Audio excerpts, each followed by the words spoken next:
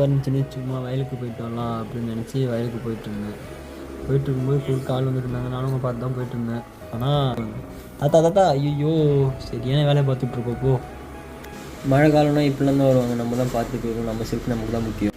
எனக்கு தெரிஞ்சு இந்த நேரத்தில் யாருமே வரமாட்டாங்க. ஏன்னா இந்த இடத்துல மண் அவ்வளோ வாங்குவோம்.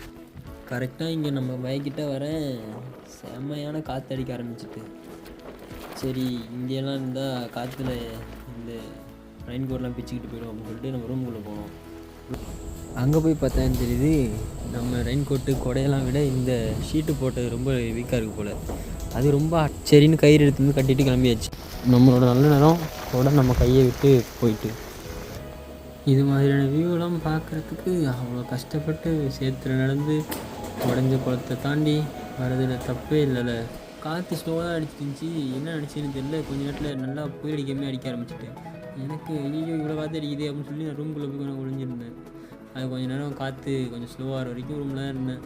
காற்று அடித்து முடிஞ்சிட்டு அப்படின்னு நினச்சி ரூம் விட்டு வெளியே வந்தால் மறுபடியும் நல்ல காற்றுல மாட்டிக்கிட்டேன். இந்த பூமியிலே இவங்க மற்றெல்லாம் உயிர் வாழ்றது கஷ்டம் அப்படின்னு நினச்சி இப்போ போனால் ஆல்ரெடி ஒரு ஷார்ட் எடுத்து ஞாபகம் இருந்துச்சு. அதே ஷார்ட் திரும்பி ஒரே மாரி எடுத்துகிட்டு இங்கேருந்து கிளம்பலாம் அப்படின்னு கிளம்பியாச்சு. இப்போ இவ்வளோ நேரம் நல்லா புயல் அடிச்சுது. இப்போ தான் லைட்டாக விட்டுருக்கு. அதனால் இந்த ரூம் விட்டு வெளில வந்து போயிட்டுருக்கோம் வீட்டுக்கு. யாரும் இந்த புயல் வெளில வராதிங்க. இருந்தாலும் நீங்கள் மாட்டிக்காதீங்க. 1 மணி நேரம் ரூம்லேயே மாட்டிக்கிட்டேன். இப்போ தான் வீட்டுக்கு போயிட்டுருக்கேன். வரும்போதுலாம் இங்கே தண்ணியே இல்லை. இப்போ என்னென்னா தண்ணி இவ்வளோ இருக்குது.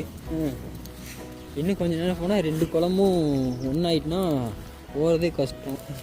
எல்லாமே வந்து மேலே கிடக்கும்.